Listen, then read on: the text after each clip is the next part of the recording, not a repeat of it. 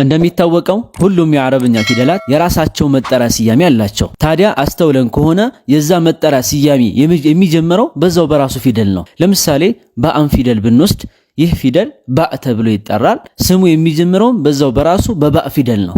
ለምሳሌ ይህ ፊደል ኑን ፊደል ተብሎ ይጠራል። ስሙም የሚጀምረው በማን ፊደል ነው? በዛው በኑን ፊደል ነው የሚጀምረው። ይሄ ሁሉም የአረብኛ ፊደላቶች ላይ የሚሰራ ህግ ነው ከአንድ ፊደል በስተቀር። እሱም ማን ነው? አሊፍ ፊደል ነው። አሊፍ ፊደል ስሙ አሊፍ ነው የሚባለው። ነገር ግን ስሙ የሚጀምረው የመጀመሪያው ፊደል አሊፍ አይደለም፣ ይልቁንስ ሐምዛ ነው። ስለዚህ ስሙ በአሊፍ የሚጀምር ፊደል የለም ማለት ነው። ጥሩ ጥያቄው እዚህ ላይ ነው። ታዲያ በአሊፍ የሚጀምር ፊደል ያላገኘነው ለምንድን ነው? በአሊፍስ መጀመር ይቻላል? ሐምዛ ማለትስ ምን ማለት ነው? በአሊፍና በሐምዛ መካከል ያለው ልዩነትስ ምንድን ነው?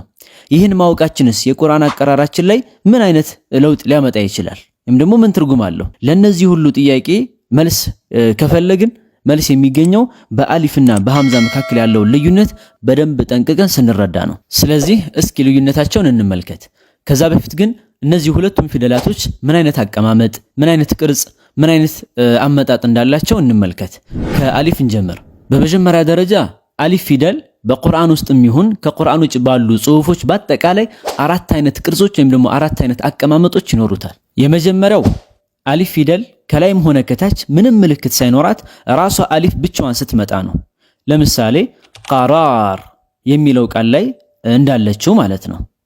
ሁለተኛው ደግሞ የጩብ ቅርጽ ያላት ወይም ደግሞ አሊፍ ኺንጀሪያ ተብላ የምትጠራዋ ስትሆን ከቃላት ላይ በትንሹ ተጽፋ የምናገኛት ናት።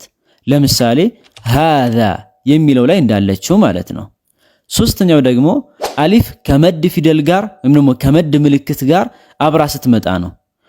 ለምሳሌ ዱዓ የሚለው ላይ እንዳለችው ማለት ነው። ቁርአን ስንቀራ አሊፍን በዚህ መልኩ ካገኘናት እስከ 5 ሐረካ ድረስ ልትሳብ ትችላለች። አራተኛ የቃል መጨረሻ ላይ በዚህ መልኩ ስትመጣ ማለትም የያ ቅርጽ ላይ ከላይ ተቀምጣ ስናገኛት ነው። የዚህን ጊዜ ደግሞ አሊፍ መቅሱራ ተብላ ትጠራለች። ለምሳሌ አላ የሚለው ላይ እንዳለችው ማለት ነው። እዚህ ላይ የዚችን የያ ቅርጽ ወይም ደግሞ የዚች ነጥብ የሌላት አሊፍ የምትቀመጥባት የያ ቅርጽና ያችኛይቱን ዋናዋን የያ ፊደል ልዩነታቸው ምን እንደሆነ በሌላ ቪዲዮ የምናይ ይሆናል። በጥቅሉ እነዚህ ሁሉም አራቱም ቅርጾች ወይም ደግሞ አቀማመጦች አሊፍ ተብለው ይጠራሉ።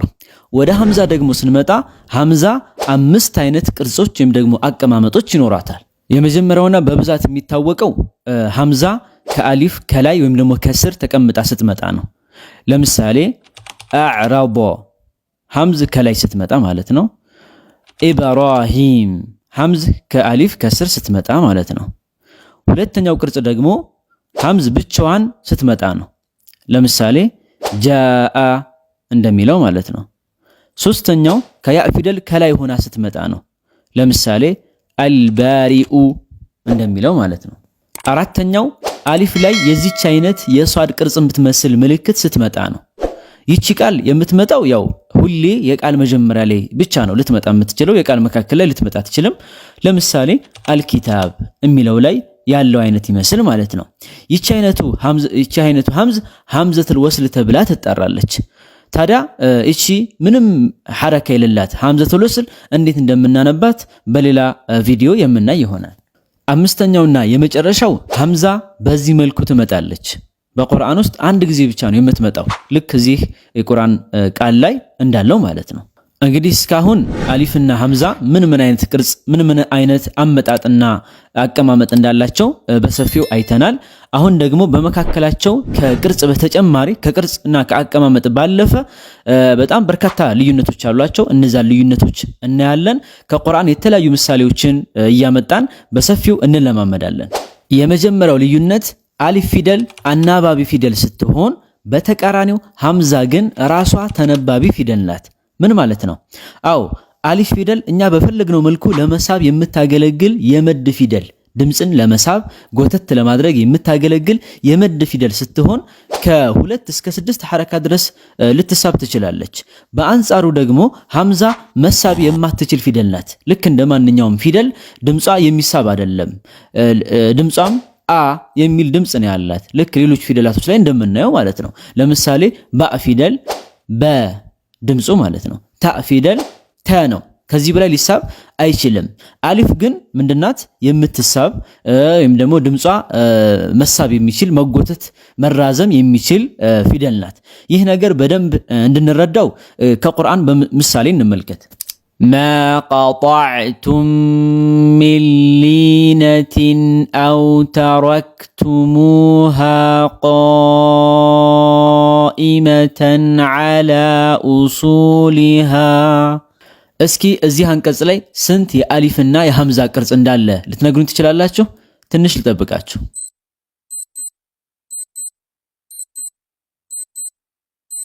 ጥሩ። በአጠቃላይ እዚህ የቁርአን አንቀጽ ላይ አሊፍ ፊደል 5 ቦታዎች ላይ ስትመጣ ሐምዛ ፊደል ደግሞ 3 ቦታዎች ላይ መታለች። በእነዚህ አሊፍ ፊደል የመጣችባቸው ቦታዎች ላይ አሊፍ ፊደል ቅድም እንዳልነው መሳብ ትችላለች። ለምሳሌ ማ የሚለው ላይ 2 ሐረካ ትሳባለች። ቃኢመተን የሚለው ላይ ደግሞ እስከ 5 ሐረካ ድረስ ትሳባለች። ምክንያቱም እዚህ የመድ ምልክት ስላለ ማለት ነው። በተጨማሪም ደግሞ አላ የሚለውም ላይ ልክ እንደዚሁ አሊፍ መቅሱራ ሆና መታለች። እስከ 4 ሐረካ ድረስ መሳብ እንችላለን። ስለዚህ አሊፍ ፊደል አስፈላጊ በሆነ ጊዜ መሳብ የምትችል ፊደል ሲሆን በተቃራኒው ወደ ሐምዝ በምንመጣበት ጊዜ ደግሞ መሳብ አትችልም። ለምሳሌ እዚህ የቁርአን አንቀጽ ላይ 3 ጊዜ መታለች ብለናል። በሶስቱም በተለያየ ሐረካን የመጣችው በፈትሐ፣ በከስራ፣ በضማ መታለች። ለምሳሌ አው የሚለው ላይ በፈትሐ ማለት ነው አትስብም አው። ሁለተኛ ቃኢመተን ኢ እዚህ ላይ አትስብም። ሶስተኛ ኡሱሊሃ በضማ ማለት ነው። እዚህም ላይ ልክ እንደዚሁ አትሳብም። ስለዚህ በጥቅሉ አሊፍ ፊደል አናባቢ ስትሆን አናባቢና የምትሳብ ፊደል ስትሆን ሐምዛ ግን ተነባቢና የማትሳብ ፊደል ናት። ይሄኛው ነጥብ እንግዲህ ወደ ሁለተኛው ልዩነት ያመራናል። ሁለተኛው ልዩነት አሊፍ ፊደል ሐረካዎችን አትቀበልም። ሐረካዎች ስንል ፈትሐ፣ ከስራ፣ ضማ። ለምን ከተባለ ቅድም እንዳልነው አሊፍ ፊደል አናባቢ ናት። እነዚህም ደግሞ ሐረካዎች ደግሞ አናባቢዎች ናቸው። አናባቢ ላይ ደግሞ አናባቢ ተጨምሮ ሊመጣ አይችልም። ይሄም ማይሆን ነገር ስለሆነ በአንጻሩ ሐምዛን ብንመለከት ደግሞ 3ቱንም ሐረካዎችን ትቀበላለች። ሐምዛ 3ቱንም ሐረካዎች የምትቀበል ፊደል ናት። ፈትሐንም፣ ከስራንም፣ ضማንም። ለምን ከተባለ ቅድም እንዳልነው ሐምዛ ተነባቢ ፊደል ስለሆነች ሐረካዎችን መቀበል ትችላለች። ለሁለቱም ከቁርአን ምሳሌ እንመልከት። في الدنيا والآخرة كي لا يكون يقولون ربنا اغفر لنا እንግዲህ እነዚህ ሁሉም አንቀጾች ላይ እንደምንመለከተው አሊፍ ፊደል ምንም ሐረካ የላትም። ምንም ሐረካን ተቀምጦባት አናገኝም። እስኪ በደንብ ልዩነቱን እንድንረዳው ይህን የቁርአን አንቀጽ ደግሞ እንመልከት። واذكر عبادنا إبراهيم وإسحاق ويعقوب أولي الأيدي والأبصار እንግዲህ እዚህ የቁርአን አንቀጽ ላይ እንደምናስተውለው ሐምዛ በሶስቱም አቀማመጦች መታ እናገኛታለን። በከስራ ኢብራሂም፣ በضማ ኡሊ፣ በፈትሐ አልአብሳር እንደሚለው ማለት ነው። በመሆኑም ሁሉም ላይ እንደምናስተውለው ሐምዛ ሐረካዎችን ተቀብላ ሐረካዎችን የምናገኝባት ፊደል ናት። ሶስተኛው ልዩነት አሊፍ ፊደል የቃል መካከልና መጨረሻ ላይ እንጂ የቃል መጀመሪያ ላይ ፈጽሞ ልትመጣ አትችልም። በአንጻሩ ሐምዛ ፊደል ደግሞ የቃል መጀመሪያም ላይ መካከልም ላይ መጨረሻም ላይ ሁሉም ቦታ ላይ መምጣት ትችላለች። ታዲያ ለምንድን ነው አሊፍ የመጀመሪያ ወይም ደግሞ የቃል መጀመሪያ ላይ ልትመጣበት ያልቻለችበት ምክንያት ከተባለ እስካሁን ካልነው ጋር የሚገናኝ ነገር ነው። ምን ማለት ነው? አሊፍ ፊደል እስካሁን ምንድናት ብለናል? አናባቢ ናት። አናባቢ ናት ማለት ደግሞ ምን ማለት ነው? ሁሌም ስኩን ናት ማለት ነው። በአረብኛ ቋንቋ ደግሞ አንድ ቃል በስኩን ሊጀመር አይችልም፣ ፈጽሞ ሊጀመር አይችልም። ወይም ደግሞ አረቦች አንድን ቃል በስኩን አይጀምሩም። ስለዚህ አሊፍ ሁሌም የቃል መጀመሪያ ላይ ልትመጣ አትችልም ማለት ነው። ይልቁንስ የቃል መካከልና መጨረሻ ላይ ግን ልትመጣ ትችላለች። ልክ እነዚህ ቃላቶች ላይ እንደምናስተውለው እንደምንመለከተው ማለት ነው። በአንጻሩ ደግሞ ሐምዛ ፊደል በሁሉም ቦታ ላይ መምጣት ትችላለች። ልክ እነዚህ ቃላቶች ላይ እንደምናስተውለው እንግዲህ እነዚህ ዋና ዋና የሚባሉ የአሊፍና የሐምዛ ልዩነቶች ናቸው። ሌላው ማወቅ ያለብን እነዚህ ሁለቱ ፊደላቶች ይለያያሉ ማለት አብረው ተጣምረው ሊመጡ አይችሉም ማለት አይደለም። በጣም በርካታ ሁኔታዎች ላይ አሊፍና ሐምዛ ተጣምረው አንድ ላይ ሲመጡ እናገኛቸዋለን። እስኪ የተወሰኑትን እንመልከት። አንደኛ አሊፍ መጀመሪያ ላይ መጥቶ ሐምዝ ደግሞ ከሱ ቀጥሎ ሲመጣ ነው። የዚህን ጊዜ መደል ሙተሲል የሚባል የመድ አይነት ይፈጠራል። ለምሳሌ ቃለ ቃኢሉም ሚንሁም እንደሚለው አይነት ማለት ነው። ሁለተኛው ደግሞ በተቃራኒው ሐምዝ መጀመሪያ ላይ መጥቶ አሊፍ ሁለተኛ ላይ ሲመጣ ነው። የዚህን ጊዜ ደግሞ መደል በደል ተብሎ የሚጠራ የመድ አይነት ይፈጠራል። ለምሳሌ አመነ፣ አደመ፣ አኸረ እንደሚለው ማለት ነው። ሶስተኛው ከሐምዝ ቀጥሎ ሌላ ሐምዝ ሲመጣ ነው። ልክ እዚህ አንቀጽ ላይ እንዳለው ይመስል ማለት ነው። ቁል አአንቱም አዕለሙ አሚላህ። እዚህ ላይ አንድ ማወቅ ያለብን ሁለት ተመሳሳይ ፊደላቶች በተከታታይ ከመጡ በምናንንበት ጊዜ ትንሽ ጠንከርና ከበድ የማለት ነገር አለ። በተለይ ደግሞ ሐምዝ ፊደላቶች ሐምዝ ፊደል ጎን ለጎን ተከታትለው ከመጡ ትንሽ የመክበድና የመጠንከር ስሜት ይኖረዋል። አአንቱም አአ ስንል ትንሽ የመክበድ ስሜት ይኖረዋል። ለዛም ነው ከነዚህ ከሁለት ተከታታይ ሐምዝ ፊደል ቀጥሎ አይን ፊደል ከመጣ ሐምዝና ሐምዝ በተከታታይ መጥተው ከነሱ ቀጥሎ አይን ፊደል ከመጣ ደግሞ ለየት ያለ አነባብ ይኖረዋል። ለምን ከተባለ ያው እንደሚታወቀው አይን ፊደል መውጫ ቦታው ከሐምዝ ጋር በጣም የተቀራረበ ነው። ያ ደግሞ ሶስቱንም በተከታታይ ስናነባቸው ትንሽ ድምጽ ላይ የሚከብድና ጠንከር የሚል ስሜት ስለሚፈጥር አረቦች መሃል ላይ ያለችውን እችን ሐምዝን ፊደል በግልጽ ያነቧትም። ምንድነው የሚያደርጓት? በስሱ ነው የሚያነባት ማለት ነው። ለምን ከተባለ አሁን እንዳልኳችሁ መውጫ ቦታቸው የተቀራረበ ስለሆነ እና በተከታታይ ሶስቱንም ግልጽ አድርጎ ለማንበብ ስለሚያስቸግር መሃል ላይ ያለችውን ሐምዝ በስሱ እንድትነበብ ያደርጓታል። ይህ ነገር ቁርአን ላይ አንድ ቦታ ላይ ብቻ ነው የመጣው። ለዛ ነው እዚህ ቁርአን ላይ እንደምናስተውለው እቺ ሁለተኛዋ ሐምዝ ፊደል ላይ የዚህ አይነት ምልክት ተቀምጦባት እናገኛታለን። ስለዚህ ስናነብ አ ብለን በግልጽ አናነብም። መሐለኛዋን ሐምዝ በግልጽ አናነባትም። አዕጀሚዩ ወዐረቢይ፣ አዕጀሚዩ ወዐረቢይ።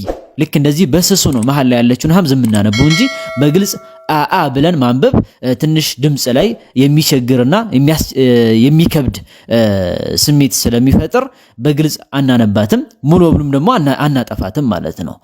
አዕጀሚዩ ወዐረቢይ በዚህ መልኩ እናነባለን። ይህ አይነት አነባብ ከረሱል ዓለይሂ ሰላቱ ወሰላምም ከሱሐቦችም የተገኘና ሲቀባበሉት የመጣ የቁርአን አነባብ በመሆኑም ጭምር በዚህ መልኩ ማንበብ ይኖርብናል ማለት ነው። በጥቅሉ አሊፍና ሐምዛ ይለያያሉ። አንደኛ አሊፍ ፊደል የዚህ አይነት ቅርጾች ሲኖራት ሐምዛ ፊደል ግን የዚህ አይነት ቅርጾች ይኖራታል። ሁለተኛ አሊፍ ፊደል አናባቢ ስትሆን ሐምዛ ግን ተነባቢ ፊደል ናት። ሶስተኛ አሊፍ ፊደል ሁሉንም ሐረካዎችን የማትቀበል ስትሆን ሐምዛ ግን በተቃራኒው ሁሉንም ሐረካዎችን የምትቀበል ፊደል ናት። አራተኛ አሊፍ ፊደል የቃል መካከልና መጨረሻ እንጂ የቃል መጀመሪያ ላይ ልትመጣ አትችልም። ሐምዛ ግን ሁሉም ላይ የቃል መጀመሪያም መካከልም መጨረሻም ላይ የምትመጣ ፊደል ናት። በጥቅሉ እንግዲህ የሁለቱን ፊደላት ልዩነት በደንብ ጠንቅቀን ማወቃችን የቁርአን አቀራራችን ላይ በጣም ትልቅ ተጽዕኖ እንዳለው ቅድም በምሳሌዎቹ በደንብ አይተናል። ስለዚህ ልዩነታቸውን በደንብ መገንዘብና በደንብ ማወቅ ይኖርብናል። የዛሬው ቪዲዮአችን እንግዲህ ይሄን ይመስል ነበረ። በጣም በርካታ ጥቅሞችን እንዳገኛችሁበት ተስፋ አደርጋለሁ። እንደዛ ከሆነ ደግሞ ለሌሎችም ወንድምና እህቶች እንዲዳረስ ላይክ እና ሼር ማድረግ እንዳይረሳ። የዚህ አይነት ሌሎች ትምህርቶች በየጊዜው ሲለቀቁ ቶሎ ቶሎ እንዲደርሳችሁ ቻናሉን ሰብስክራይብ ማድረግ እንዲሁም ደግሞ የደወል ምልክቷን መጫን እንዳትረሱ። በቀጣይ በሌሎች ቪዲዮዎች እስክንገናኝ ድረስ መልካም ጊዜ እመኝላችኋለሁ። ወሰላሙ አለይኩም።